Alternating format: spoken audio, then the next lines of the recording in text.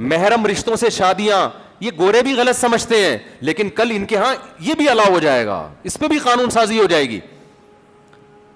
ایک ملحد سے, ایتھیس سے کسی نے پوچھا نا, کوئی اپنی معاذ اللہ نقل کفر گندا لفظ زبان سے بول رہا ہوں سمجھانے کے لیے, کوئی اپنی بیٹی سے شادی کرتا ہے تو اس کی کیا دلیل ہے غلط ہونے کی؟ اس نے کہا تو گندگی ہے, بدبو ہے. یار آج تم کہہ رہے ہو بدبو ہے, کل تم کہو گے اس میں کیا خرابی ہے, ورنہ کل یہ ہومو سیکسولیٹی کو تم کہتے تھے گندا عمل ہے, بدبودار عمل ہے, آج تم اس کو کہہ رہے ہو لیگل ہے. انسان اگر وحی کی تعلیمات, خدائی تعلیمات کو سائڈ پہ رکھ دے تو ہر گندگی پہ لیبل کون سا لگانا شروع کرے گا؟ اچھائی, کہ اس میں خرابی کیا ہے. تو میں جو اصل بات لے کے چلا تھا نا, اس کو بھی میں چھوٹا سا کمپلیٹ کر دوں. تو میں یہ کہہ رہا تھا کہ جب کوئی محلے کا دادا ہوتا ہے نا, وہ جب برائیاں کر رہا ہوتا ہے تو بجائے اس کے کہ وہ سوری کرے اور کہے کہ تہذیب مجھ سے مت سیکھو, میں تو چرس پیتا ہوں, میں تو ہیروئن پیتا ہوں, تہذیب کے لیے کسی بزرگ کے پاس چلے جاؤ. لیکن اگر وہ متکبر ہوگا, محلے کا دادا ہوگا, تو بجائے اپنی اصلاح کرنے کے, رونے دھونے کے, وہ تہذیب کی ڈیفینیشن کو کیا کر دے گا؟ چینج. تو یورپ نے یہی کیا ہے میرے بھائی. انہوں نے کہا جب وہ اخلاقی برائی, مذہب چھوڑا انہوں نے, عیسائیت بھی تو اچھی تعلیمات دیتی تھی نا, انہوں نے جب عیسائیت کو نکالا اپنی حکومت سے اور اپنے سوسائٹی سے, تو زنا بھی پھیل گیا, ولد الزنا, بچے پیدا ہونا شروع ہو گئے. ان کے لوگوں نے احتجاج کیا کہ بھائی حلال اور حرام بچے میں کیا فرق رہ گیا, پھر دونوں کا جب ابا میں وہی نام ڈالا جا رہا ہے. تو انہوں نے کہا اس سے کچھ بھی نہیں ہوتا, نکاح تو ایک میوچل انڈرسٹینڈنگ سے ایک چیز ہے. ارے جب میوچل انڈرسٹینڈنگ سے آپ نے ایک چیز رکھی ہے تو پھر ڈیورس پر آدھی جائیداد کیوں دینی پڑ رہی ہے اس کو؟ میوچل انڈرسٹینڈنگ سے جب مل سکتے ہیں تو جدا بھی ہو سکتے ہیں. نہیں جی, فیملی سسٹم کو ہم نے بچانا ہے, لہذا طلاق دی تو آدھی جائیداد بھی, جو طلاق دے گا اس کو بھی آدھی جائیداد دینی پڑے گی. اس کا مطلب آپ فیملی سسٹم کی اہمیت کو بھی مان رہے ہو. تو یہ دو نمبریاں کہتے ہیں نا, ایک جھوٹ جب انسان بولتا ہے تو اسے چھپانے کے لیے کتنے جھوٹ بولنے پڑتے ہیں؟ 100 جھوٹ بولنے پڑتے. ہوتا ہے کہ نہیں ہوتا ایسے؟ تو جو مغربی اقوام ہیں وہ یہی کر رہی ہیں. ایک غلط کام کیا نا, خدا کو اپنی ڈکشنری سے کیا کیا؟ سیکولر ریاستوں نے نکال دیا. اب جب نکالا ہے تو بھائی بے غیرتی کسے کہتے ہیں, غیرت کسے کہتے ہیں؟ یہ تو مذہب بتاتا تھا نا. قرآن نے کیسے مزے سے بتا دیا, حرمت علیکم امہاتکم وبناتکم واخواتکم وعماتکم وخالاتکم وبنات الاخی وبنات الاخت وامہاتکم اللاتی ارضعنکم واخواتکم من الرضاعہ وامہات نسائکم وربائبکم اللاتی فی حجورکم من نسائکم اللاتی دخلتم بہن فإن لم تکونوا دخلتم بہن فلا جناح علیکم وحلائل ابنائکم الذین من اصلابکم وان تجمعوا بین الاختین. یہ سارے رشتے ایک ایک کر کے قرآن میں آسمان سے نازل کر دیے کہ ان رشتوں سے تمہارا نکاح نہیں ہو سکتا, یہ تمہارے محرم ہیں, ان کے بارے میں تمہارے دل میں ڈیزائرز پیدا ہوئی تو یہ پرلے درجے کی بے غیرتی اور بے شرمی ہے. سمجھ میں آ رہی ہے بات کہ نہیں آ رہی؟ گورے کے پاس ایسا کوئی آسمانی قانون نہیں ہے. ایک ایک رشتے کا اللہ نے, ساس کا بھی نام لیا اس میں, کتنا اللہ نے ساس کو پروٹوکول دیا نا. آپ اور میں نہیں دے رہے, میں تو اس لیے نہیں دے رہے کہ میرے پاس الحمدللہ ہول سیل کے حساب سے سسرال ہیں, سالے ماشاءاللہ ہول سیل کے حساب سے, سسر ہول سیل کے حساب, ہر چیز ہمارے پاس ہول سیل کے حساب سے, پھر بھی دے رہا ہوں. تو سوچو میں جو اتنا دبلا ہوں کیوں.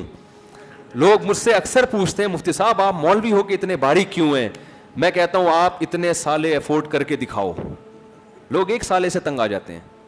اچھا میرے سالے بھی بیان سنتے وہ ناراض ہو جائیں گے, پھر بولیں گے یار ہماری برائیاں کر رہے ہیں. بہت اچھے ہیں الحمدللہ, لیکن ویسے میں ایک جنرل نالج کے لیے آپ کو بتا رہا ہوں کہ آپ خود سوچو نا, ایک سسر کتنا آدمی ان سے ٹھٹرا ہوا رہتا ہے کہ نہیں رہتا.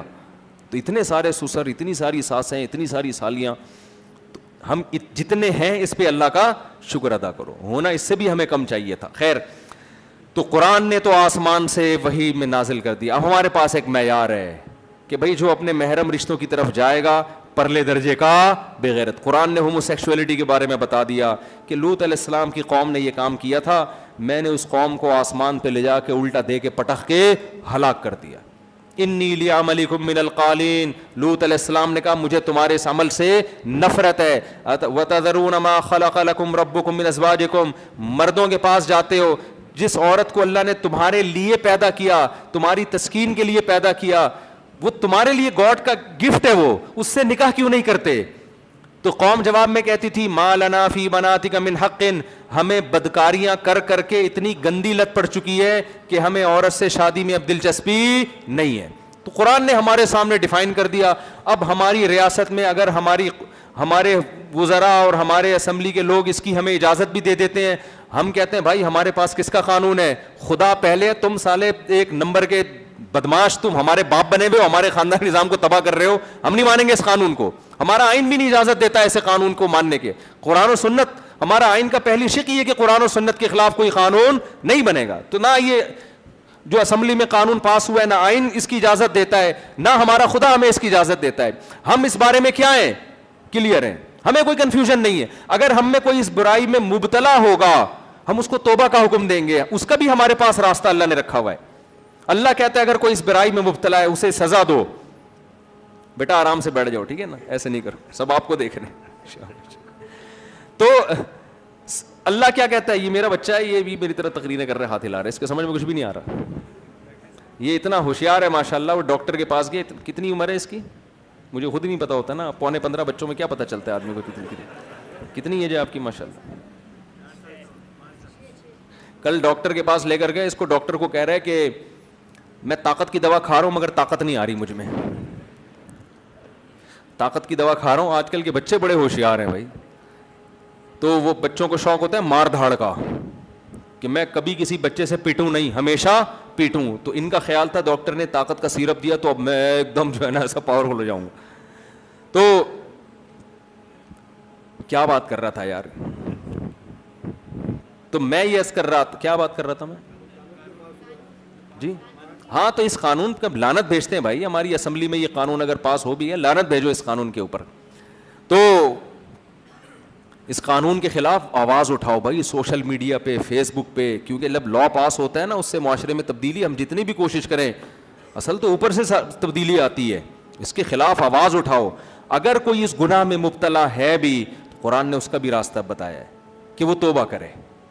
قرآن کیا کہتا ہے, فَإِن تَابَا وَأَصْلَحَا فَأَعْرِضُوا عَنْهُمَا. قرآن کہتا ہے اگر یہ دونوں جنہوں نے برائی کا ارتکاب کیا توبہ کر لیں اور آئندہ کے لیے اصلاح کر لیں, تو پھر ان کو تانا مت دو, انگلی بھی نہ اٹھاؤ ان کی طرف کہ یہ ایسا کیا کرتے تھے.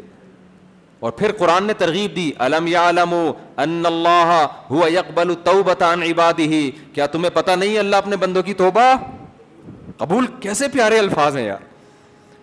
اتنا بڑا جرم قرآن بیان کر رہا ہے کہ میں نے قوم لوط کو اٹھا کے الٹا پٹخ کے ہلاک کر دیا, پھر بھی اگر کوئی اس برائی میں مبتلا ہو کہ آج خیال آیا توبہ کرتا ہوں, تو قرآن کیسی موٹیویشن, الم یعلموا, کیا تمہیں علم نہیں ہے, ان اللہ هو یقبل التوبۃ عن عبادہ, سزا وہ دیتا ہے تو توبہ بھی کون قبول کرتا ہے, اور پھر ایسی قبول کرتا ہے کہ کسی کو پھر اس کو تانا دینے کی بھی اجازت نہیں دیتا. فاعرضوا عنہما, اعراض کرو ان سے, اگنور کرو, پھر تانے نہ دو کہ تو ماضی میں یہ کیا کرتا تھا.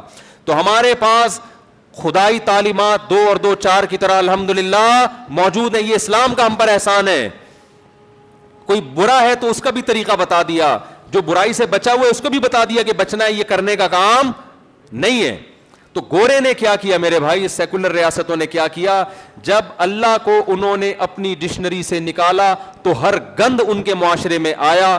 2 4 اخلاقی خوبیاں رہ گئی ان کے اندر کہ بھئی لین دین میں ذرا گڑبڑ نہیں کرتے, وہ بھی ساری قوموں میں نہیں ہے لیکن بہت سی قوموں میں ہیں بھی. جھوٹ نہیں بولتے, سچ, یہ اچھی باتیں ہیں, جو اچھی بات ہے اس کو ماننا چاہیے.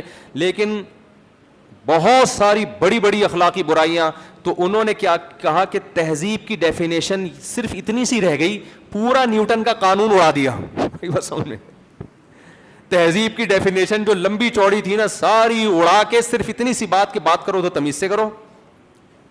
جیسے ہم وظیفہ پڑھتے ہیں اول آخر 11 دفعہ درود شریف, تو انہوں نے کہا شروع میں بھی تھینک یو, آخر میں بھی کیا تھینک یو, بات کرو مسکرا کے کرو, ٹائم کی پابندی کرو, اور پیسوں کے لین دین میں گڑبڑ, کیونکہ اس سے تو سوسائٹی بالکل ہی تباہ ہو رہی تھی نا. یہ نا یہ اتنی سی رہ گئی تھوڑی سی.